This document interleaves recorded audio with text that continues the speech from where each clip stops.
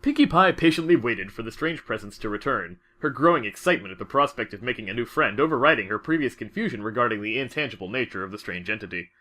It had seemingly vanished after its initial panic, a reaction Pinkie found quite reminiscent of her own many years ago, when a bat had flown into her face as a filly.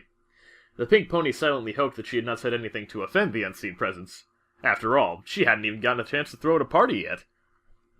Pinkie's musings were interrupted, however, when she once again felt the distinctive, palpable force slowly return to the area, which had the effect of instantly bringing a huge smile to her face.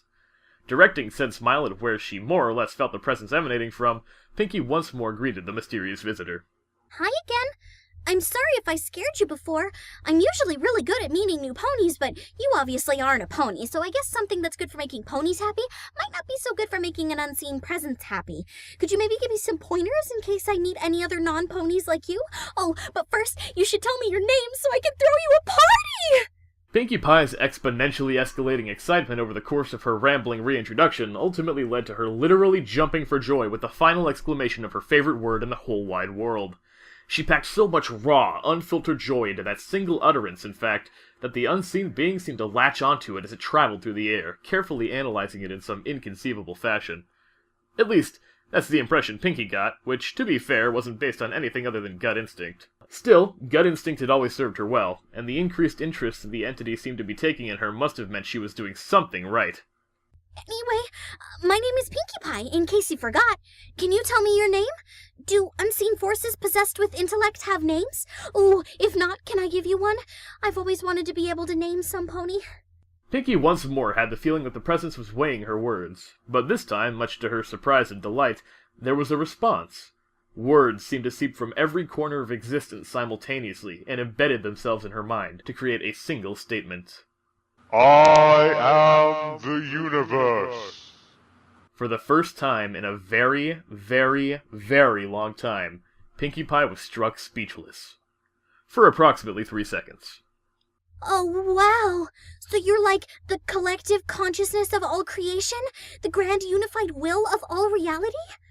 Yes. If joy had a sound, Pinkie Pie would have been making it. This was it, the greatest moment of her life. Everything she had ever accomplished, striven for, and aspired to be culminated in this instant. Pinkamena Diane Pie could now claim, with 100% veracity, that she was friends with the entire bucking universe. This is the most amazing, super stupendously, terrifically, amazing-ifying, grantastical thing ever! I'm friends with the entire universe!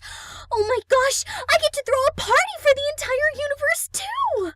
This was going to be the most incredible party ever. She would need to rent out all of Ponyville for this kind of a shindig. No, all of Canterlot. She'd need to order pallets of streamers, tons of confetti, crates of balloons, plethoras of piñatas, gallons of— What is a party? What is a friend? Every gear in Pinkie's mind came to a screeching halt. Every thought regarding the jubilation of untold scale and intensity she had been planning mere moments ago shattering like peanut brittle under a sledgehammer.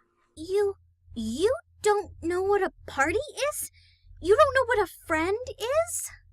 Pinkie could feel the confusion of the universe swirl around her as it responded. No. What are they? At this point, Pinkie's brain was desperately attempting to process these monumental revelations, doing all in its power to rationalize the universe's apparent ignorance of the two most important things in the universe. Clearly, it was just a communication breakdown. Surely the universe was familiar with the concept of friends and parties, it had just never heard them given those specific names before. Confident that she had solved the conundrum, Pinkie Pie promptly set about resolving it. Well, a friend is anyone that you like to spend time with, that makes you happy when you see them, that you would help out of a jam, and that you just really, really like. A party is when a whole bunch of friends all gather together and play games and listen to music and drink punch and eat sweets and dance and just have a super duper fun time with each other. Now you know what I'm talking about when I mention friends and parties, right? Grinning and nodding, Pinkie eagerly awaited her detailed explanations to sink in, and for the universe to assure her that it was intimately familiar with these all-important concepts. I do not understand. I've never done these things. I've always been alone. The mental whiplash of the universe's horrifying statement very nearly caused Pinkie to faint. No friends? No parties? No one at all? Ever? The mere thought of such a horribly lonely existence caused Pinkie's fluffy mane and tail to abruptly deflate and flatten, very much like a leaky balloon. But how is that possible? You're the universe! You're everything! How could you be alone when you have every living thing everywhere ever to keep you company? You should have more friends than any pony anywhere. Pinkie could almost feel reality itself shudder as the universe cringed in response to her statement. Do not remind me of life. It crawls and creeps and infests all over me. The mere thought makes me sick. Pinkie Pie blinked, slowly processing what the universe had just said.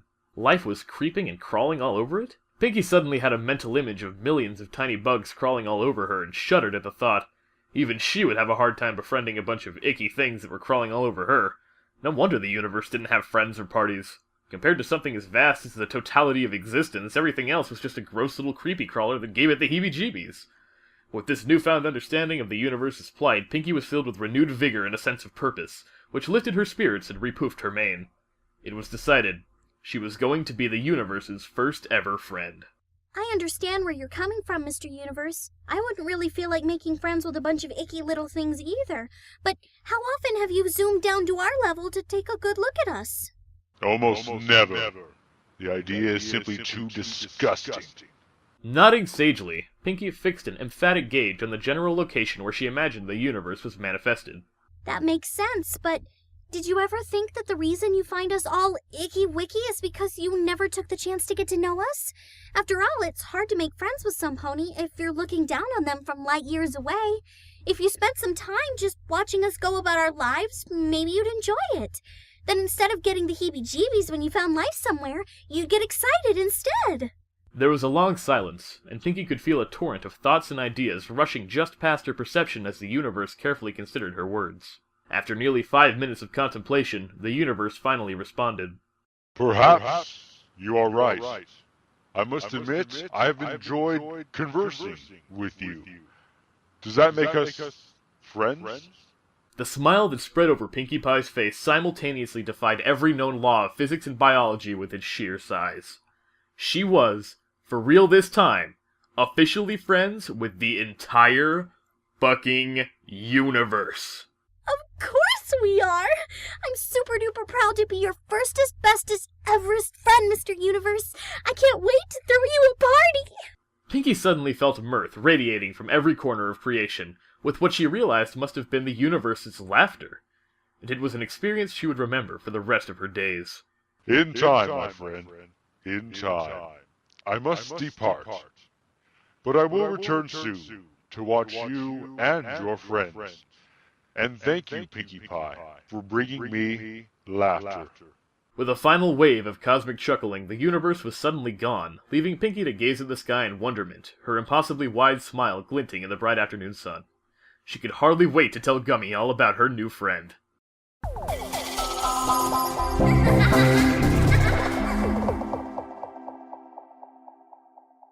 Ah, blast it all!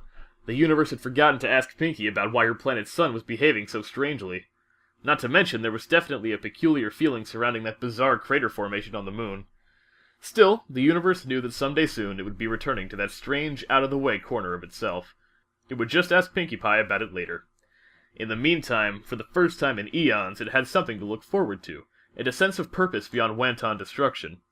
In fact, the universe decided that now would be the perfect time to see if there were any other planets inhabited by wonderful creatures like Pinkie Pie. Choosing a new galaxy at random, the universe found a promising-looking star system with a charming mix of gas giants and standard planets. Most were barren, though beautiful, but the third planet out from the star was a riot of life, much like the one Pinkie Pie called home. Eager to make more new friends, the universe shifted its perception down to the surface of the planet, a planet inhabited by a peculiar species of bipedal furless primates. Approximately 5 minutes later, the universe simultaneously detonated every star in the galaxy.